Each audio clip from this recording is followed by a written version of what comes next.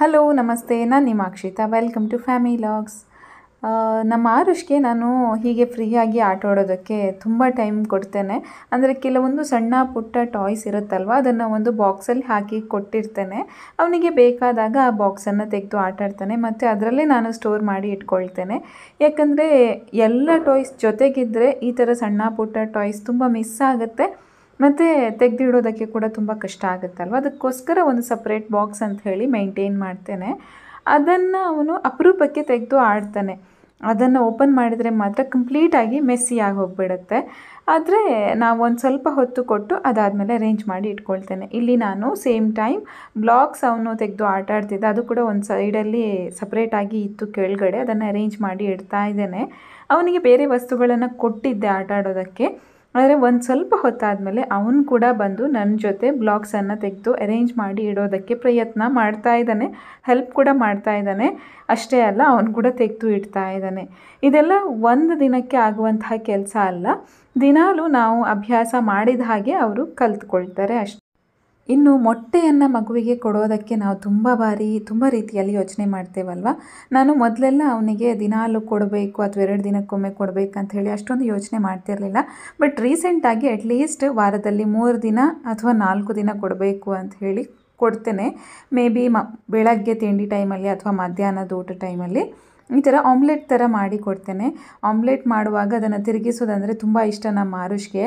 ಆದರೆ ಸ್ಟಾರ್ಟಿಂಗ್ ಕೊಡಬಹುದು, ಆದರೆ ಸಾಕು ಅಂತ ಹೇಳಿ ಅದನ್ನು ತೊಗೊಂಡು ಬರೋದು ಸ್ವಲ್ಪ ಕಷ್ಟ ಆಗುತ್ತೆ. ಅಂದರೆ ಇನ್ನೂ ತಿರುಗಿಸ್ತೇನೆ ಅಂತ ಕೇಳ್ತಾ ಇರ್ತಾನೆ. ಅದಾದಮೇಲೆ ನಾನು ಸ್ವಲ್ಪ ಮಿಕ್ಸ್ ಮಾಡಿ, ತವಾ ಬಿಸಿಯಾಗಿದೆ, ಇನ್ನು ನಾವು ಹಾಕಬೇಕು, ಹಾಗೆ ಹೀಗೆ ಸ್ಟೋರಿ ಎಲ್ಲ ಹೇಳಿ ಆದಮೇಲೆ ಒಪ್ಕೊಳ್ತಾನೆ ಮತ್ತು ನಾನು ಬಂದು ಹಾಕ್ತೇನೆ. ಅವನಿಗೆ ಬಾಯ್ಲ್ಡ್ ಎಗ್ ಅಷ್ಟೊಂದು ಇಷ್ಟ ಆಗೋದಿಲ್ಲ, ಹಾಗಾಗಿ ಆಮ್ಲೆಟ್ ಅಥವಾ ಸ್ಕ್ರ್ಯಾಂಬಲ್ಡ್ ಎಗ್ ಥರನೇ ಮಾಡಿ ಕೊಡಬೇಕಾಗ್ತದೆ. ಆಮ್ಲೆಟ್ಗೆ ಕೆಲವೊಮ್ಮೆ ಈರುಳ್ಳಿ ಟೊಮ್ಯಾಟೊ ಎಲ್ಲ ಹಾಕಿ ಮಾಡ್ತೇನೆ. ಅಷ್ಟೊಂದು ಟೈಮ್ ಇಲ್ಲ ಅಂದರೆ ಜಸ್ಟ್ ಈ ಥರ ಸಿಂಪಲ್ಲಾಗಿ ಮಾಡಿ ಕೊಡ್ತೇನೆ. ಆ್ಯಂಡ್ ಕೆಲವೊಮ್ಮೆ ಆಲ್ಟರ್ನೇಟ್ ಡೇಸ್ ಕೊಡೋದಕ್ಕೆ ಪ್ರಯತ್ನ ಪಡ್ತೇನೆ, ಬಟ್ ಕೆಲವೊಮ್ಮೆ ಮಿಸ್ ಆಗುತ್ತೆ. ವಾರದಲ್ಲಿ ಮೂರು ಬಾರಿ ಆದರೂ ಕೊಡಬೇಕು ಅಂತ ಹೇಳಿ ಪ್ಲ್ಯಾನ್ ಮಾಡ್ಕೊಂಡಿದ್ದಾನೆ. ಇವತ್ತು ಮಧ್ಯಾಹ್ನ ಊಟಕ್ಕೆ ಕೊಡ್ತಾ ಇದ್ದಾನೆ ಒಂದು ಮೊಟ್ಟೆ ಮತ್ತು ಸ್ವಲ್ಪ ಬೀಟ್ರೂಟ್ ಪಲ್ಯ. ನಮಗೆ ಕೂಡ ಅದೇ ಮಾಡಿದ್ದೆ, ಸೊ ಅದನ್ನು ಸ್ವಲ್ಪ ಹಾಕಿದ್ದೇನೆ ಮತ್ತು ಸ್ವಲ್ಪ ರೈಸ್. ಇವತ್ತು ಅವನು ಆ್ಯಕ್ಚುಲಿ ಊಟ ಕೇಳಿರಲಿಲ್ಲ, ಆದರೆ ಟೈಮ್ ಆಗಿತ್ತು, ತಿಂತಾನೋ ಏನೋ ಅಂಥೇಳಿ ಅಂದ್ಕೊಂಡು ಈ ಥರ ರೆಡಿ ಮಾಡಿ ಕೊಟ್ಟು ಹೋಗಿದ್ದೆ ನಾನೊಂದು ಸ್ವಲ್ಪ ಬೇರೆ ಕೆಲಸ ಮಾಡೋದಕ್ಕೆ. ಏನು ಗೊತ್ತಾ, ಒಂದು ಸ್ವಲ್ಪ ಹೊತ್ತು ತಿಂತಾನೆ, ಯೋಚನೆ ಮಾಡಿ ಯಾವ್ದು ಚೆನ್ನಾಗಿದೆ, ಯಾವುದನ್ನು ಫಸ್ಟ್ ಟೇಸ್ಟ್ ಮಾಡಬೇಕು, ಹೇಗೆ ಎಲ್ಲವನ್ನು ಕಲಸಿಕೊಂಡು ತಿನ್ನಬೇಕು, ಆ ಥರ ಎಲ್ಲ ಯೋಚನೆ ಮಾಡಿ ಸ್ವಲ್ಪ ತಿಂತಾನೆ. ನಾನು ಅಲ್ಲೇ ಇರುವವರೆಗೆ ಸಾಧಾರಣ ಪರವಾಗಿಲ್ಲ, ಒಂದು ರೇಂಜಿಗೆ ತಿಂತಿದ್ದ. ನಾನು ಸ್ವಲ್ಪ ಆ ಕಡೆ ಹೋಗಿದ್ದೆ, ಅಲ್ಲಿ ನೋಡಿ ಏನು ಮಾಡ್ತಾ ಇದ್ದಾನೆ, ಸುಮ್ಮನೆ ಸ್ಪೂನನ್ನು ಬಾಯಲ್ಲಿ ಇಟ್ಕೊಂಡು ಏನೋ ಅವನಷ್ಟಕ್ಕೆ ಅವನು ಡ್ರಾಮಾ ಮಾಡ್ತಾ ಇದ್ದ. ನಾನು ಕೂಡ ಅಷ್ಟೊಂದು ನೋಡಿರಲಿಲ್ಲ, ಹಾಗೆ ನನಗೆ ಸ್ಪೂನ್ ತೊಗೊಳ್ಳೋದಕ್ಕೆ ಗೊತ್ತಿರಲಿಲ್ಲ. ನಾನು ಹೇಗಿದ್ದರೂ ತುಂಬಾ ಕ್ಯೂಟ್ ಆ್ಯಂಡ್ ಫನ್ನಿ ಆಗಿದೆ ಅಲ್ವ ಅಂಥೇಳಿ ಹಾಗೆ ಇಟ್ಬಿಟ್ಟೆ ಕ್ಲಿಪ್. ಅದಾದಮೇಲೆ ನಾನು ಸ್ಪೂನನ್ನು ತೊಗೊಂಡೆ, ಪ್ಲೇಟ್ ಕೂಡ ಸೈಡಿಗೆ ಇಟ್ಬಿಟ್ಟೆ. ಅಂದರೆ ಹಸಿವಾಗುವಾಗ ಒಂದು 15-20 ನಿಮಿಷ ಬಿಟ್ಟು ಕೊಡುವ ಅಂತ ಊಟ. ಇಲ್ಲದಿದ್ದರೆ ಈ ಥರ ಮಕ್ಕಳಿಗೆ ಇಷ್ಟ ಇಲ್ಲದಾಗ ನಾವು ಫೋರ್ಸ್ಫುಲಿ ಖಂಡಿತವಾಗಿಯೂ ಕೊಡಬಾರ್ದು ಫುಡ್. ಅವರಿಗೆ ಇಷ್ಟ ಆಗೋದಿಲ್ಲ. ಅವರಿಗೆ ಯಾವಾಗ ಹಸಿವಾಗ್ತದೆ ಅಂತ ಗೊತ್ತಾಗುತ್ತಲ್ವ, ಮೇ ಬಿ ಡೈಜೆಷನ್ ಆಗದೇ ಇರಬಹುದು ಅಥವಾ ಮೋಷನ್ಸ್ ಎಲ್ಲ ಕೆಲವೊಮ್ಮೆ ಕ್ಲೀನ್ ಆಗದೇ ಇದ್ದರೆ ಮಕ್ಕಳಿಗೆ ಹಸಿವು ಸ್ವಲ್ಪ ಕಡಿಮೆ ಆಗಿರ್ತದೆ. ಒಂದು ಸ್ವಲ್ಪ ಹೊತ್ತು ಬಿಟ್ಟಾದಮೇಲೆ ಅವರು ಆ್ಯಕ್ಟಿವ್ ಆಗಿ ಆ ಕಡೆ ಈ ಕಡೆ ಓಡಿ ಆದಮೇಲೆ ನಾರ್ಮಲಾಗಿ ಹಸಿವಾಗ್ತದೆ. ಸೊ ಅದನ್ನೊಂದು ಯೋಚನೆ ಮಾಡಿ ನಾನು ಫುಡ್ ಕೊಡೋದಕ್ಕೆ ಪ್ಲ್ಯಾನ್ ಮಾಡ್ಕೊಳ್ತಾನೆ. ಈ ಥರ ಅಪರೂಪ ಮಾಡ್ತಾನೆ ಅವನು, ಆದರೆ ಅದನ್ನು ನಾನು ಕಾಮಾಗಿ ಆಕ್ಸೆಪ್ಟ್ ಮಾಡ್ತೇನೆ ಅಷ್ಟೇ. ಊಟ ಎಲ್ಲ ಮಾಡಿ ಆದಮೇಲೆ ಸ್ವಲ್ಪ ಹೊತ್ತು ಕೂತ್ಕೊಂಡು ಬುಕ್ ಓದೋದು ಇದ್ದೇ ಇರುತ್ತೆ ನಮ್ಮ ಆ್ಯಕ್ಟಿವಿಟಿ. ಅಂದರೆ ತಿಂದ ತಕ್ಷಣ ಓಡೋದು, ನಲಿಯೋದು, ಜಿಗಿಯೋದೆಲ್ಲ ಮಾಡೋದಿಲ್ಲ, ಕೂತ್ಕೊಂಡು ಏನಾದರೂ ಒಂದು ಆ್ಯಕ್ಟಿವಿಟಿ ಮಾಡ್ತೇವೆ.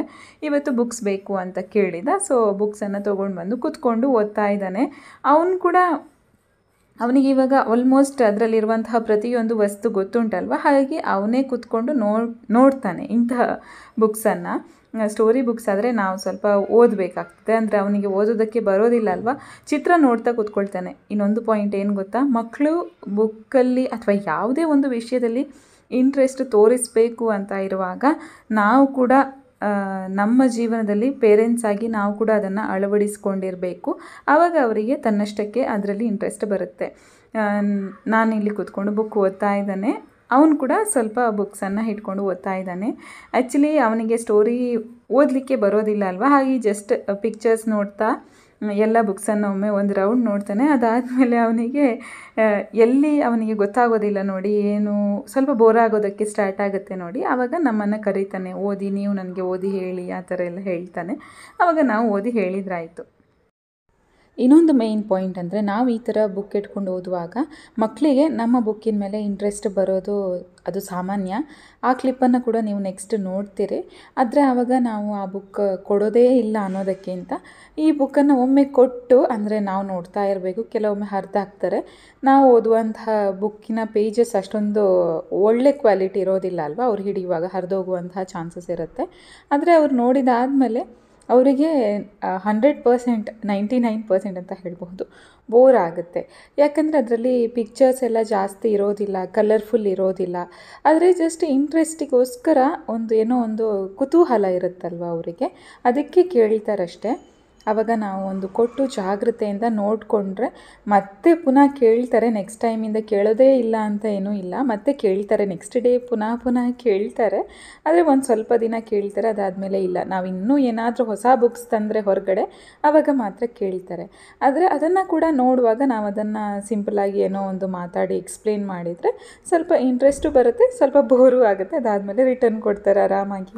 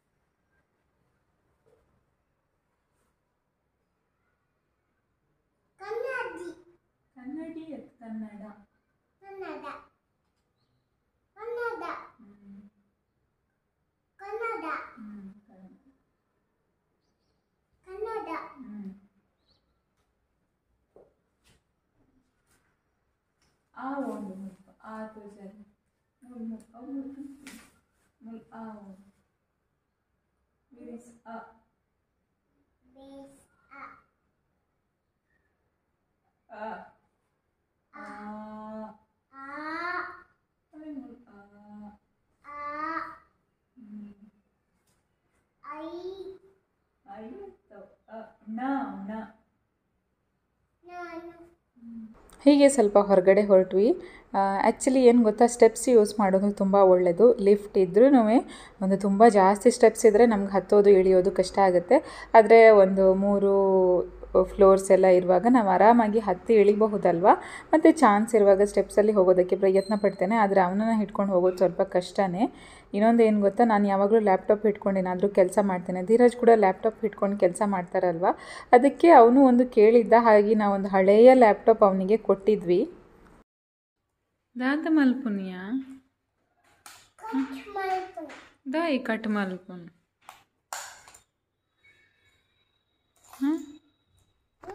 ದಾಯಿ ಕಟ್ ದಾಯಿ ಮಲ್ಪುನು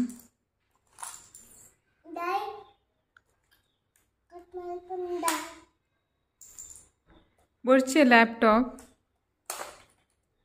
बोर्ची रेग बेडवा लैपटॉप बेका बेडवा बेका अंड कट्टदे मल्पनु बेडवा लैपटॉप ओके कोडु कोडु ಬೋರ್ಡೆ ಅಂಡ ಕಟ್ಟದ ಮಲ್ಪು ನೀರು. ನಾನೇನೋ ಒಳಗಡೆ ಕೆಲಸದಲ್ಲಿರುವಾಗ ಎಲ್ಲ ಕೀಸ್ ತೆಗೆದು ಹಾಕಿದ್ದಾನೆ. ಎಷ್ಟು ಸಾಧ್ಯ ಆಗುತ್ತೆ ಅಷ್ಟು ಕೀಸ್ ತೆಗೆದು ಹಾಕಿದ್ದಾನೆ. ಆ್ಯಂಡ್ ಬ್ಯಾಟ್ರಿ ಎಲ್ಲ ತೆಗೆದಿದ್ವಿ, ಅದರಲ್ಲಿ ಏನು ರಿಸ್ಕ್ ಇಲ್ಲ. ಆದ್ರೂ ಸಾಧ್ಯ ಆದಷ್ಟು ಅದನ್ನು ರಿಮೂವ್ ಮಾಡಿ ಏನೋ ರಿಪೇರ್ ಮಾಡೋದಂತೆ, ಅವನು ಫಿಕ್ಸ್ ಮಾಡೋದು ರಿಪೇರ್ ಮಾಡೋದಂತೆ. ಇದಾದಮೇಲೆ ಸಾಕು, ಇನ್ನು ನಿನಗೆ ಲ್ಯಾಪ್ಟಾಪ್ ಬೇಡ ಅಂತ ಹೇಳಿ ತೆಗೆದಿಟ್ವಿ. ರಾತ್ರಿ ಊಟಕ್ಕೆ ಇವತ್ತು ರಾಗಿ ಮುದ್ದೆ ಮಾಡ್ತಾ ಇದ್ದಾನೆ. ಈ ಪಾಯಿಂಟ್ ಕೂಡ ಹೇಳೋದು ಇಷ್ಟಪಡ್ತೇನೆ. ಅಂದರೆ ಯಾವಾಗಲೂ ನಾವು ರೈಸ್ ಅಥವಾ ಯಾವುದೇ ಒಂದೇ ಥರದ್ದು ಫುಡ್ಡನ್ನು ತಿನ್ನೋದಕ್ಕಿಂತ ನಮ್ಮ ದೇಹಕ್ಕೆ ಬೇಕಾಗಿರುವಂತಹ ಪ್ರೋಟೀನ್ಸ್ ಆಗಿರಬಹುದು, ಕ್ಯಾಲ್ಶಿಯಮ್ ಆಗಿರಬಹುದು, ವಿಟಮಿನ್ಸ್ ಆಗಿರಬಹುದು, ಎಲ್ಲ ಥರ ಸಿಗುವ ಹಾಗೆ ನಮ್ಮ ಹೆಲ್ತ್ ಚೆನ್ನಾಗಿರುವ ಹಾಗೆ ಫುಡ್ಡನ್ನು ಪ್ಲ್ಯಾನ್ ಮಾಡಿಕೊಂಡ್ರೆ ತುಂಬ ಒಳ್ಳೆಯದು. ಸೊ ರೀಸೆಂಟಾಗಿ ಮಿಲೆಟ್ ದೋಸೆ, ಅಂದರೆ ಮಿಲೆಟ್ ರಾಗಿ ಕೂಡ ಮಿಲೆಟೇ, ಆದರೆ ಬೇರೆ ಪರ್ಲ್ ಮಿಲೆಟ್, ಫಾಕ್ಸ್ಟೈಲ್ ಮಿಲೆಟ್ ಎಲ್ಲ ಇರುತ್ತಲ್ವ, ತುಂಬ ಮಿಲೆಟ್ಸ್ ಇರುತ್ತೆ, ಅದನ್ನೆಲ್ಲ ಯೂಸ್ ಮಾಡೋದು ಕೂಡ ಶುರು ಮಾಡಿದ್ದೇವೆ. ಹಾಗೆ ಸ್ವಲ್ಪ ರಾತ್ರಿಗೆ ಎಲ್ಲ ರಾಗಿ ಮುದ್ದೆ ಅಥವಾ ಚಪಾತಿ ಎಲ್ಲ ಮಾಡೋದು ಕೂಡ ಸ್ಟಾರ್ಟ್ ಮಾಡಿದ್ದಾನೆ. ಅಂದರೆ ಏನೋ ಒಂಥರ ಡಿಫ್ರೆನ್ಸ್ ಗೊತ್ತಾಗುತ್ತೆ ನಮಗೆ ಯಾವಾಗಲೂ ಒಂದೇ ಥರ ತಿನ್ನೋದಕ್ಕೆ ಕಂಪೇರ್ ಮಾಡಿದರೆ. ಆ್ಯಂಡ್ ರಾಗಿ ಮುದ್ದೆ ನನಗೆ ಪರ್ಫೆಕ್ಟಾಗಿ ಮಾಡಲಿಕ್ಕೆ ಬರಲಿಲ್ಲ ಅಂದ್ರೂ ನನ್ನ ಬೆಸ್ಟ್ ನಾನು ಟ್ರೈ ಮಾಡ್ತೇನಂತ ಹೇಳಬಹುದು. ಲಾಸ್ಟ್ ಟೈಮ್ ನಮ್ಮ ಫ್ರೆಂಡ್ ಮನೆಗೆ ಹೋಗಿದ್ನಲ್ಲ, ಅಭಿ ಮನೆಗೆ, ಅವರು ಆ್ಯಕ್ಚುಲಿ ಮಂಡ್ಯದವರು. ಸೊ ಅವರು ಜಾಸ್ತಿ ಮಾಡ್ತಾರೆ ರಾಗಿ ಮುದ್ದೆ ಎಲ್ಲ. ಅಲ್ಲಿ ಆಂಟಿ ಹತ್ರ ಸ್ವಲ್ಪ ಟಿಪ್ಸ್ ಎಲ್ಲ ಕೇಳಿ ಬಂದಿದ್ದೆ. ಸೊ ಸ್ವಲ್ಪ ಇಂಪ್ರೂವ್ಮೆಂಟ್ಸ್ ಆಗಿದೆ ಇವಾಗ. ಬಟ್ ಹೆಲ್ದಿಯಾಗಿದೆ ಆ್ಯಂಡ್ ತಿನ್ನುವ ಹಾಗಿರುತ್ತೆ, ಪರವಾಗಿಲ್ಲ. ಪರ್ಫೆಕ್ಟಾಗಿ ಬಂದಿಲ್ಲ ಅಂದ್ರೂ ಟೇಸ್ಟ್ ಚೆನ್ನಾಗಿರುತ್ತೆ, ಹಾಗೆ ತಿನ್ನುವ ಹಾಗಿರುತ್ತೆ, ಸಾಕು ನಮಗೆ.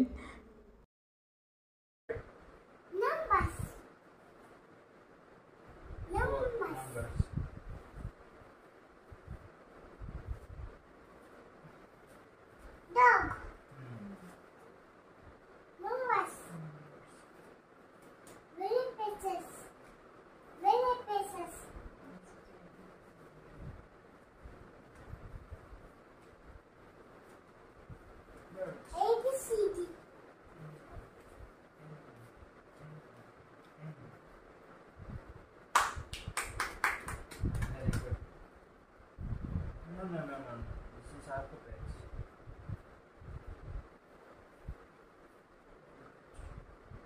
No.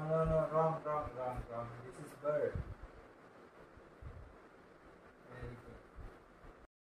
ಆ್ಯಕ್ಚುಲಿ ಫ್ಲ್ಯಾಶ್ ಕಾರ್ಡ್ಸ್ ಒಂದು 5-6 ಬಗೆಯ ಫ್ಲ್ಯಾಶ್ ಕಾರ್ಡ್ಸನ್ನು ಯೂಸ್ ಮಾಡುವಾಗ ಮಿಕ್ಸ್ ಆಗಿ ಹೋಗಿತ್ತು. ಅವನೇ ತೆಗೆದಿಡ್ತಿದ್ದ, ಅವನೇ ಆಟ ಆಡ್ತಿದ್ದ, ಹಾಗೆ ಅದು ಮಿಕ್ಸ್ ಆಗಿ ಹೋಗಿಬಿಟ್ಟಿತ್ತು. ನಮಗೆ ಕೂಡ ಟೈಮ್ ಇರಲಿಲ್ಲ. ಇವತ್ತು ಧೀರಜ್ ಓಕೆ ಅದನ್ನು ಅರೇಂಜ್ ಮಾಡು ಅಂತ ಹೇಳಿದಾಗ ಅವನು ಕೂಡ ಜೊತೆ ಸೇರಿ ಹೆಲ್ಪ್ ಮಾಡ್ತಿದ್ದ. ಇಷ್ಟೇ, ಮಕ್ಕಳಿಗೆ ನಾವು ಏನು ಪ್ರತಿ ಸಲ ಹೊಡೆದು ಬಡಿದು ಹೇಳಬೇಕಂತಿಲ್ಲ. ನಾವು ಏನು ಮಾಡ್ತೇವೆ ಅದನ್ನು ನೋಡಿ ಅವರು ಕಲಿತಾರೆ, ಅವರು ಮಾಡ್ತಾರೆ. ಅದರಲ್ಲಿ ಅವರಿಗೆ ಇಂಟ್ರೆಸ್ಟ್ ಕೂಡ ಜಾಸ್ತಿ ಆಗುತ್ತೆ. ಪ್ರತಿ ವ್ಲಾಗಲ್ಲೂ ನಾನು ಇದೇ ಹೇಳೋದು, ನಾವು ಅರೇಂಜ್ ಮಾಡಿ ಇಡುವಾಗ ಅವನು ಕೂಡ ಬಂದು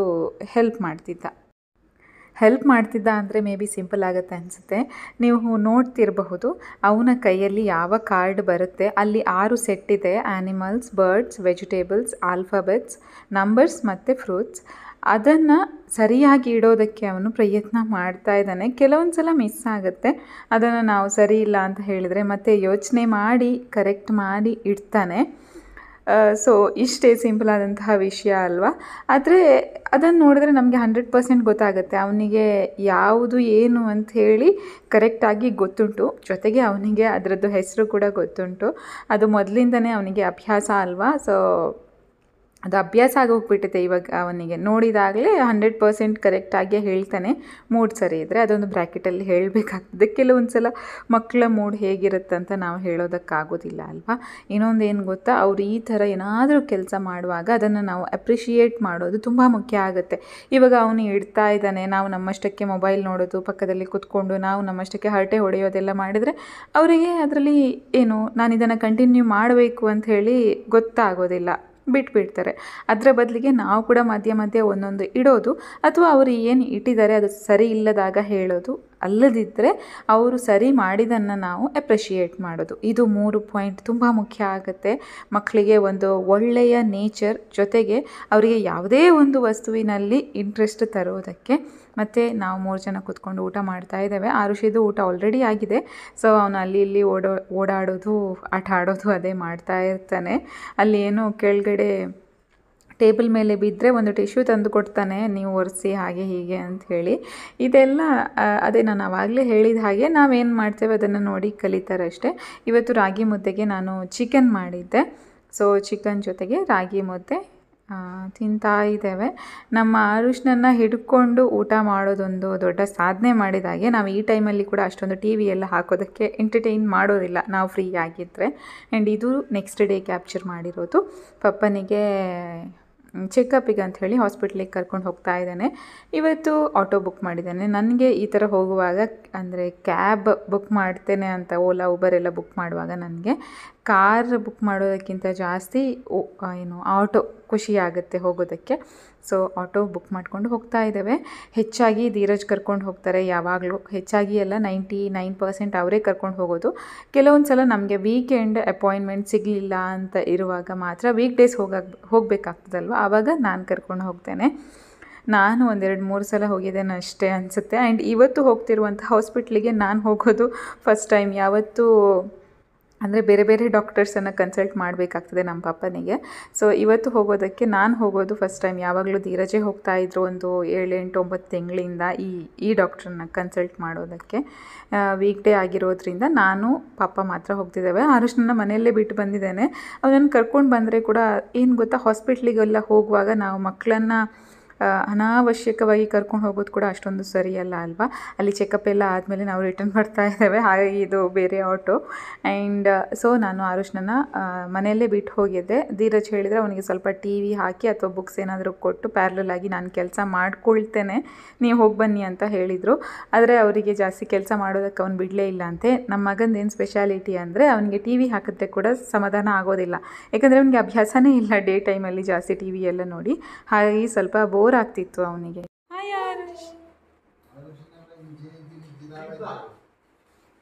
ಹಾಯ್.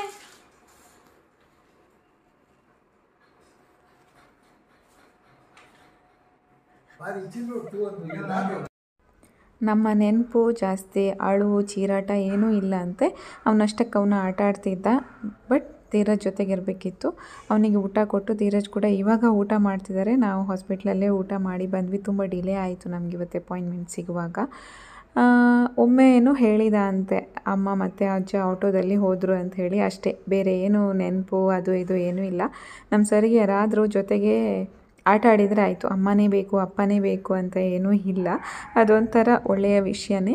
ಅದಾದಮೇಲೆ ಬೆಳಗ್ಗೆಯಿಂದ ಆ್ಯಕ್ಚುಲಿ ನನಗೆ ಅವನನ್ನು ಮಿಸ್ ಮಾಡಿದ್ದಾನೆ ಅಂತ ಹೇಳಿ ಫೀಲ್ ಆಗ್ತಿತ್ತು. ಸೊ ನಾನು ಒಮ್ಮೆ ಫ್ರೆಶ್ ಅಪ್ ಆಗಿ ಬಂದು ಅವನ ಜೊತೆ ಆಟ ಆಡ್ತಾ ಇದ್ದಾನೆ. ಸ್ಪೆಷಲಾಗಿ ಹಾಸ್ಪಿಟ್ಲಿಗೆಲ್ಲ ಹೋಗಿ ಬಂದ ಮೇಲೆ ನಾವು ಸ್ನಾನ ಮಾಡಿದ್ರೇ ಒಳ್ಳೆಯದು. ಅದು ಕೂಡ ನಾವು ಮಕ್ಕಳ ಜೊತೆ ಎಲ್ಲ ಇರುವಾಗ ಸ್ವಲ್ಪ ಹೊತ್ತು ಹೀಗೆ ಆ್ಯಕ್ಟಿವಿಟಿ ಎಲ್ಲ ಮಾಡಿ ಆದಮೇಲೆ ನಿದ್ದೆ ಬರ್ತದೆ ಅಂತ ಹೇಳಿದ. ಇವಾಗ ನಿದ್ದೆ ಮಾಡ್ತೇನೆ ಅಂತ ಹೇಳ್ತಾನೆ ಅವನೇ. ಮತ್ತು ನಾವು ಏನಾದರೂ ಒಂದು ಸಾಂಗ್ ಹಾಕಿ ಭುಜದ ಮೇಲೆ ಹಾಕಿಕೊಂಡ್ರೆ ಬೇಗ ಮಲಗ್ತಾನೆ. ಸಾಂಗ್ ಹಾಕೋದು ಮಾತ್ರ ಸ್ವಲ್ಪ ಅಭ್ಯಾಸ ಆಗಿದೆ. ಅಂದರೆ ಮ್ಯೂಸಿಕ್ ಇದ್ದಾಗ ಚೆನ್ನಾಗಿ ನಿದ್ದೆ ಮಾಡ್ತಾನೆ ಅವನು. ಫಟ್ ಅಂತ ನಿದ್ದೆ ಮಾಡಿದ. ಜಾಸ್ತಿ ಹೊತ್ತು ಆಟ ಆಡಲೂ ಇಲ್ಲ. ಸ್ವಲ್ಪ ಬೋರ್ ಅಂತ ಅನ್ನಿಸ್ತು ನನಗೆ. ಒಳ್ಳೆಯದೇ ಒಂದು ರೀತಿಯಲ್ಲಿ. ಅಂದರೆ ಬೆಳಗ್ಗೆಯಿಂದ ಇದು 3:30-4 ಗಂಟೆ ಆಗ್ತಾ ಬಂದಿದೆ ಅನಿಸುತ್ತೆ. ಅಲ್ಲಿವರೆಗೆ ನಿದ್ದೆ ಮಾಡಲಿಲ್ಲ ಅಲ್ವಾ. ಸೊ ಇವಾಗ ಮಲ್ಕೊಂಡ. ಅವ್ನು ಮಲಗಿ ಆದಮೇಲೆ ನನಗೆ ಸ್ವಲ್ಪ ಕೆಲಸ ಇತ್ತು, ಎಡಿಟಿಂಗ್ ಕೆಲಸ, ಏನಾದರೂ ಫೈಲ್ ಟ್ರಾನ್ಸ್ಫರ್ ಅದು ಇದು ಎಲ್ಲ ಇರುತ್ತಲ್ವ, ಅದನ್ನು ನೋಡ್ಕೊಳ್ತೇನೆ ಅವನು ಮಲ್ಕೊಂಡಾಗ. ಇದೇ ನನಗೆ ಸಿಗುವಂತಹ ಒಂದು ಟೈಮ್ ಅಂತ ಹೇಳಬೇಕು ಎಡಿಟಿಂಗ್ ಮಾಡೋದಕ್ಕೆ. ಸೊ ಅದೆಷ್ಟೇ ಸುಸ್ತಾಗಿದ್ದರೂ ಬೇರೆ ಎಲ್ಲ ಕೆಲಸ ಸೈಡಿಗಿಟ್ಟು ಸ್ವಲ್ಪ ವಿಡಿಯೋ ಬಗ್ಗೆ ಯೋಚನೆ ಮಾಡೋದು ಈ ಟೈಮಿಗೆ. ಅದನ್ನು ಪ್ರಾಪರಾಗಿ 99% ಯುಟಿಲೈಸ್ ಮಾಡ್ಕೊಳ್ತೇನೆ ಈ ಒಂದು ಟೈಮನ್ನು. ಯಾಕಂದರೆ ಅವನು ಎಚ್ಚರ ಇರುವಾಗ ಅಷ್ಟೊಂದು ಪೇಷನ್ಸ್ ಆಗಿ ಇದ್ದು ಮಾಡೋದಕ್ಕೆ ಅವನು ಬಿಡೋದಿಲ್ಲ. ಅವನಿಗೆ ಅವನ ಜೊತೆನೇ ಟೈಮನ್ನು ಕಳಿಬೇಕು, ಅವನ ಜೊತೆನೇ ಆಟ ಆಡಬೇಕು ಅಂತ ಒಂದು ಫೀಲಿಂಗ್ ಇರುತ್ತಲ್ವ. ಯಾಕಂದರೆ ಒಬ್ಬನೇ ಇರಬೇಕಲ್ವ, ಅದಕ್ಕೋಸ್ಕರ ಅವನ ಜೊತೆನೇ ಟೈಮ್ ಕಳೆದು ಹೋಗುತ್ತೆ ನಂದು. ಸೊ ನನ್ನ ಸ್ವಲ್ಪ ಎಡಿಟಿಂಗ್ ಕೆಲಸವನ್ನು ಕೂಡ ನಾನು ಹೀಗೆ ಮಾಡ್ಕೊಳ್ತಾ ಇದ್ದೇನೆ. ಇಷ್ಟೇ ಈ ಒಂದು ವ್ಲಾಗನ್ನು ನಾನು ಇಲ್ಲಿಗೆ ಎಂಡ್ ಮಾಡ್ತಾ ಇದ್ದೇನೆ. ಆ್ಯಂಡ್ ನೀವು ಇನ್ನೂ ಚಾನಲನ್ನು ಸಬ್ಸ್ಕ್ರೈಬ್ ಮಾಡ್ಕೊಳ್ಳಿಲ್ಲ ಅಂದರೆ ಸಬ್ಸ್ಕ್ರೈಬ್ ಮಾಡ್ಕೊಳ್ಳಿ. ಬೇರೆ ಇನ್ನಷ್ಟು ವೀಡಿಯೋಸ್ ಇವೆ, ಅದನ್ನೊಮ್ಮೆ ಚೆಕ್ ಮಾಡಿ. ಈ ವಿಡಿಯೋ ನೋಡಿದ್ದಕ್ಕೆ ಥ್ಯಾಂಕ್ ಯು ಸೋ ಮಚ್.